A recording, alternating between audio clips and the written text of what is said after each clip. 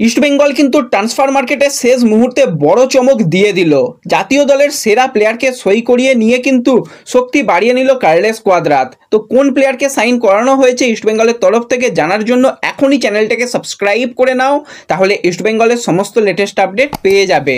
তো ইস্টবেঙ্গল কিন্তু দীর্ঘদিনই চেষ্টা চালাচ্ছিল মাঝ মাঠের একজন শক্তিশালী ভারতীয় প্লেয়ারকে দলে নেওয়া, যে কিন্তু মাঝ মাঠটাকে জুড়ে দুর্দান্ত ফুটবল খেলতে পারবে।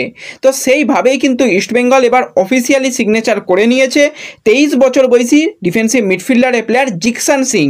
কেরালা ব্লাস্টার্সের সঙ্গে 2025 সাল পর্যন্ত কন্ট্রাক্ট থাকলেও কিন্তু একটা বড় ট্রান্সফার ফি দিয়ে তাকে সাইন করানো হয়েছে। 3+1 ইয়ার ডিল, 3 বছরের চুক্তি, 1 ইয়ার কন্ট্রাক্ট এক্সটেনশনের অফার রয়েছে কিন্তু জিকসানের কাছে। থাইল্যান্ডে বর্তমানে কেরালা ব্লাস্টার্সের সঙ্গে প্র্যাকটিস করলেও কিন্তু থাইল্যান্ড ছেড়ে এবার কিন্তু সে ভারতের উদ্দেশ্যে রওনা দিতে চলেছে। আশা করা যায় কয়েকদিনের মধ্যেই কলকাতায় এসে যোগদান করবে।